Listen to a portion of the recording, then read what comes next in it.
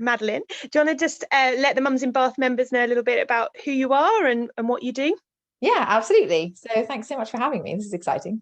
So I am Madeleine. Many of you may have seen me popping up in the Mums and More in Bath group doing live. So I'm the parent coach known as the Strong-Willed Child Whisperer.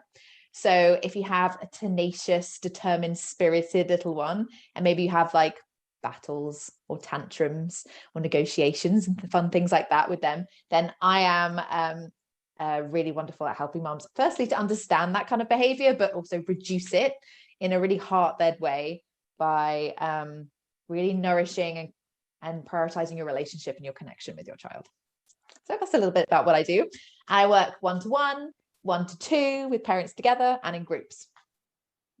And I know you've done some lives in our group. People who are sort of active members of the Mums in and More in Bath community will have seen my lives and me talking about the fact we've worked together, and we sort of have an agreement that we did some sessions together in exchange for me talking about my experiences and sort of introducing you to the members. So this is sort of part of that, and an opportunity. I know lots of our members are part of your Heart-Led Mums for Strong-Willed Children Facebook group, where you do lots of little talks and give lots of top tips, and I've noticed over the last few months has become quite a sort of support group amongst the members as well, rather than initially it was sort of your group. And I feel like, I don't know if you feel like that, but it started to evolve a little bit, and members are supporting. So this is an opportunity for people to get to know you behind the sort of the wonderful talks you do and the kind of advice you give, meeting who is Madeleine and sort of why do you do what you do. So how long have you lived in Bath? Do you come from Bath, or have you moved to Bath? No, so I actually grew up in Oxford. So people tease me that I only live in like architecturally pleasing, university cities. No Sandstone, no Madeleine. Yeah, no, so I grew up in Oxford, and I actually moved to North Somerset for a job maybe 6-7 years ago, and then after a few years, so I've been living in the centre of Bath now for just about 3. But when I was living in North Somerset, I used Bath as my hub because I just loved it. And then when it came to leave that job in North Somerset, I was like, oh gosh, I really want to live in the centre of Bath. So now I live just off Victoria Park, and I love Bath so much. Lovely. I think we must have met when you just moved to Bath, because you came to the Mums in Bath show, didn't you? To sort of, you contacted me and said, how can I get involved? And you came along, and that was the first time we met. I think the only time we've ever met in person, weirdly. I feel like I know you really well, but I think we've only actually physically met once 3 years ago at the Mums in, which was nearly 3 years ago now, crazily. Or was it more than that? I don't know. Anyway, I think it was 2018 was the Mums in Bath show. So I think you must have just moved to Bath and just starting out with your coaching business and building that. So it's been amazing for me seeing you sort of it evolve and how you've kind of developed a community around what you do. So that why do you do it? What's your background and what led you to become a parenting coach? Yeah, so my background's in autism. So I've been working with families for over 10 years. I remember the day that I quit my regular job to go and live in Australia and work with families who had autistic children. And I worked all around the world doing that. And I'd work 1-to-1 with the child, and I'd train the team and support the parents. And what I saw in that work were these like incredibly tenacious, loving parents who had all of these tools. And yet what they found really, really hard was to apply and utilize them, because they were just exhausted and drained and supporting everybody. And I realized that actually what I wanted to do was support the parents, because I wanted to help them be able to put their love for their child center stage and actually be able to use it. Love it. Just drop me on my face. This is live. That was great. So polished. It's beautiful. No, I'm glad you're not polished. That's one of the things I love about you and the way you run your community. I just think it's so real. And I'm such a fan of people keeping things real, right? Because when I was working with these families, these amazing mums and dads all around the world, just exhausted and burnt out, and what they really needed was support. And they needed support because they were doing a lot of supporting, right? And in that work as well, I came across a lot of challenging behaviors myself, like 1-to-1. So tantrums, but like really heightened tantrums, physical intensity, hitting, kicking, biting, all that kind of stuff. And what happened was when I started coaching mums and some dads, that they started talking to their parent friends who had neurotypical kids. And so I started working with them as well. And I realized actually there's a broader audience just beyond autism, although some families I work with still have autistic children, to help parents with those challenging moments, right? Because I'm a strong believer in parents need more than strategy. They need the ability to be able to use it. Because in your day-to-day, if your child's having a huge tantrum and you start feeling uncomfortable and frustrated, there's no point you having a book on your shelf that might tell you the 5 steps to tantruming reduction, right? What you need is the tools to understand how to be calm in those moments so that you can actually have the space to utilize the things that you are taught.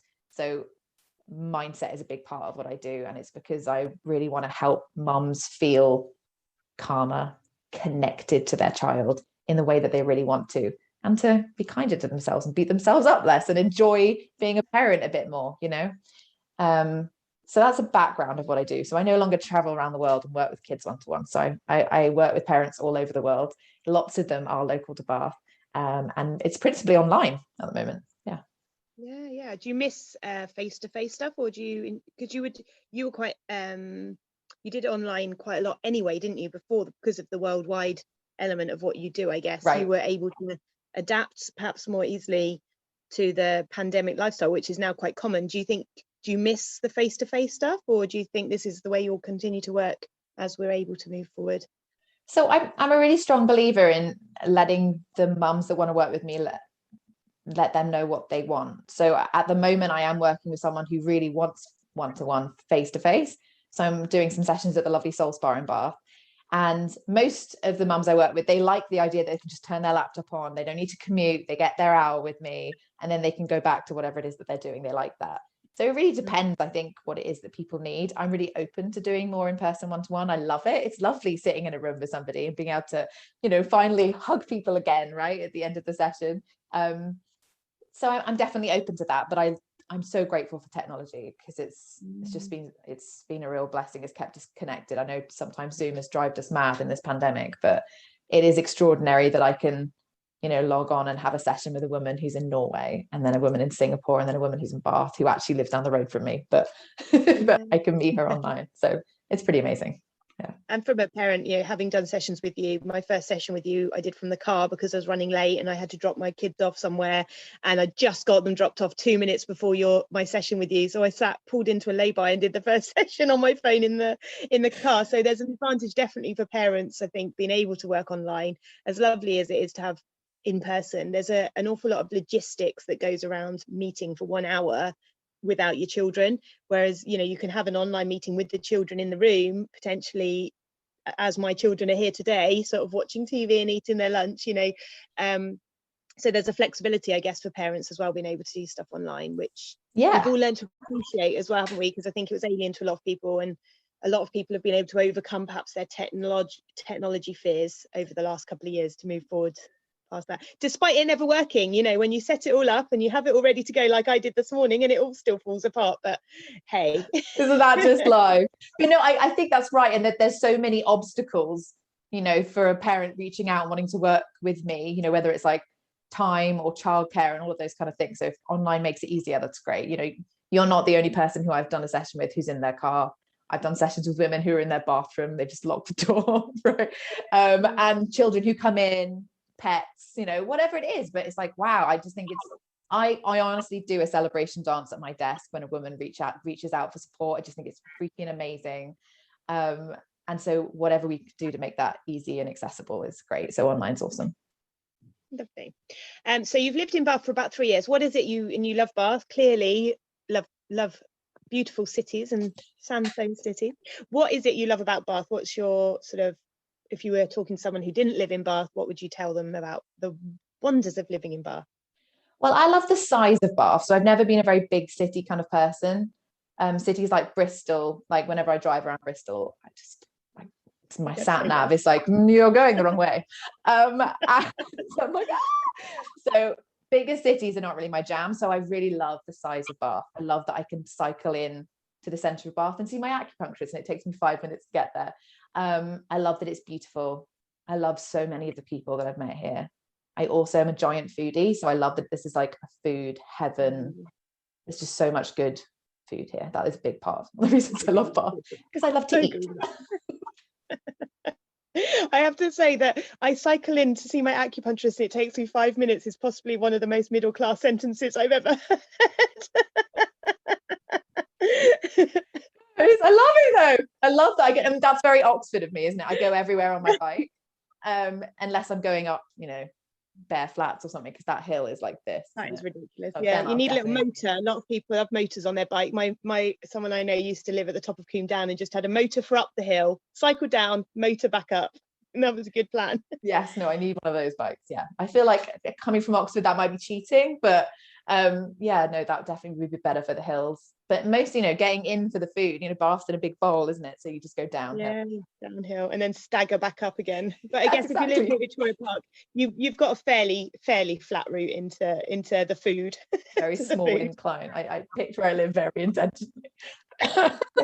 Speaking of food, and where's your favourite place? What's your top tip for places to eat in Bath? Oh gosh, there's so many. Okay. Spot now. I do love Rooted Cafe. I'm a veggie, so I love Rooted Cafe. Fox and Kit does like the best cakes ever, and I'm a bit obsessed with Bath Pizza Company pizza. So good. So probably those would be some of my favorite spots. There's quite a lot. Yeah, there's so many, and so whenever I'm asked for recommendations, I'm like, you have to narrow it down. You're going to have to tell me what kind of food you like, or what kind of budget you've got, because one of the things I love about Bath is the variety. You can, if you want a cheap eat, there's some good cheap eat. If you want to go posh, there's some you can go for a nice fancy meal, and everything in between, and everyone's catered for. With being a vegetarian isn't like difficult in Bath, and equally, if you're massively into your red meat, you can find some amazing steakhouses as well. So there's good variety. Yeah, we're so lucky. And so what apart outside of being the wonderful child whisperer and keeping all of the mums of the world, let alone Bath, sane, what does Madeleine like to do? What are you into? So I'm a huge musical theatre nerd. Apart from eating, no, just mainly eating, Vicky. So I'm a musical theatre nerd. So that's actually one of the reasons why I really fell in love with Bath, because when I was working in North Somerset, I didn't really know anyone. I'd actually just moved back from Australia at that point. So I joined a local theatre company. I joined BODS, as they're known. And I found like I kind of found some of my people, some really wonderful friends. And that was when I must have joined them like 5+ years ago, and I would commute in, and that was really wonderful. It was wonderful to find sort of roots again. I was like, oh wow, I didn't know, because I'd been moving around the world, I didn't know how easy it would be to find roots. And when I found Bath, I was like, I feel like I kind of belong here. So I think that's one of the reasons why. And it was lovely to find some people who love musical theatre as much as I do, and we get to do plays and musicals. We get to perform at the Theatre Royal, which is such a privilege. So I kind of do that on the side. So that's a big part when I'm not eating, performing. When you're not eating. I think what you're saying there, what I hear, which is what I love about Bath and why I do what I do, is community. I think Bath is a place where people find community, and you see people all the time moving into Bath in the Mums in Bath group saying, I've just moved to Bath, and quite quickly you then meet those people a year later, and they don't just sort of live in Bath, they belong, they're part of Bath. And I think in the same way as there's food for everyone, there's a tribe for everyone here, and I think you can find your group and find a community. And you've seen that with the group that you've set up with the heart-led Mums for Strong-Willed Children, that there is a community. It's not, people really invest, I think, in Bath as on the whole. You get people who really want to be part of something, whether it's because lots of people have moved from other places to Bath. I think that's historically what people have done. They've moved to Bath, haven't they? And I think you get a lot of that. So people are in the search for that. So therefore they're more open to it as well. And compared to lots of people I know who live in other parts of the country, that's certainly something. So when I moved to Bath too many years ago now, like 20 years ago now, but when I moved to Bath, that was the biggest difference from where I grew up in the suburbs of London to here, was this instant feeling of being part of a community. So I think, that it's lovely to hear that you've had a similar experience, and hopefully that gives hope to anybody watching this who's just moved to the city as well, that there is that there. There is. Sorry, I just think your group is so wonderful for that. And I remember I bumped into some people at Newton St. Low Farm Shop, and we were chatting, and they said they just moved to Bath, and I said, oh, you must join up with the Mums and More group, and they were like, yeah, no, we're on it. Oh, it's so friendly. And that's so lovely, you know, that exists. And I just think that's one of the most special things about your group, that it's become such a place for community, for people to find people who are like-minded, and it's such a diverse group. There is someone for everybody in there, and that's just, and we work really hard to keep that. I think it's not, you know, we sort of joke about the middle class. There is a strong middle class mother contingent in there, but there's also all sorts of different parents from all walks of life, and I think that makes it that feeling of inclusion, that everyone's welcome, is really important to create that. I've got a little visitor who's come to say hello. You're going to come and say hello to Madeleine? Hi. Oh, hi, Madeleine. Hello. Are you eating your mum? Is she your lunch? Somebody turned 4 at the weekend. Whoa. Are you seriously 4? Whoa, look how you're even taller than your mum. Oh my goodness. You eating your lunch? The man's standing up and she's sitting down. Oh, really? That why you're taller a bit. Yeah. Right, I'm just talking to Madeleine, okay, and then I'll come and see you. Oh no, you're going to stay, are you? Right, let me talk to Madeleine then. Sit nicely. Right. So my last question for you before I I've got a little squirrel now. So my last question for you then is, what's your one tip? If you had to give one piece of advice to a parent, what would it be? It could be anything. One piece of advice that you live by, or that you always give to your clients, or Oh wow, just one. Just one. Well, you can have 2 if you like. Oh, thanks. So my first one would be, you're allowed help. I think that's a really big one. I think there's so many of us, I think we feel like if we reach out for help in some way, it means that we've messed up, or that we're doing something wrong, or that we failed.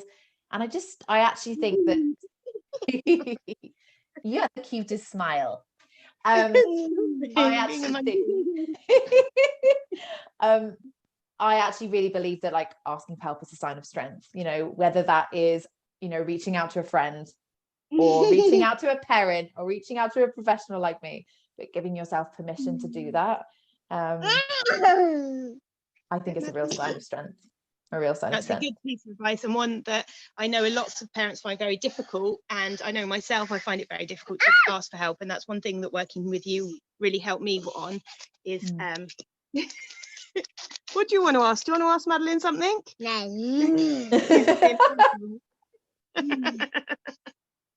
Right, go downstairs. What's Libby doing? Is she sitting beautifully eating her food and watching TV? No. No?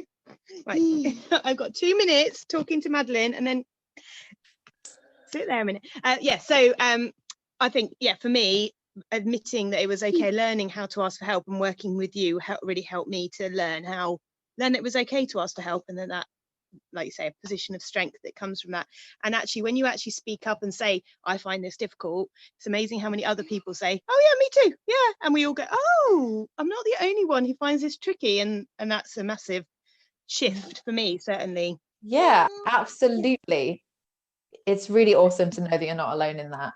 And I think that's one of the things that can make those challenges even harder, you know, because it's like, you can feel frustrated, like, I don't know what to do, and then you tell yourself, like, maybe I'm the only one who feels this way, I'm the only one who's having this challenge with my child. And actually feeling like you're not alone makes things a lot easier. And so I love so much that you said that about my group, that you feel like it's becoming even more of like a supportive hub, and that was always my hope for it, that people are actually in there now asking questions, and that people are jumping in and supporting each other, whether it's that their baby is, you know, not going to sleep, or whether it is that they're struggling with a child who's a bit of a bit rigid around what they eat. I love so much that group is becoming that. Yeah, I have definitely noticed that change over the last kind of 6 months as the group grows as well, I guess. And you know, I'm a big fan of Facebook groups, so it's nice to see one sort of offering that.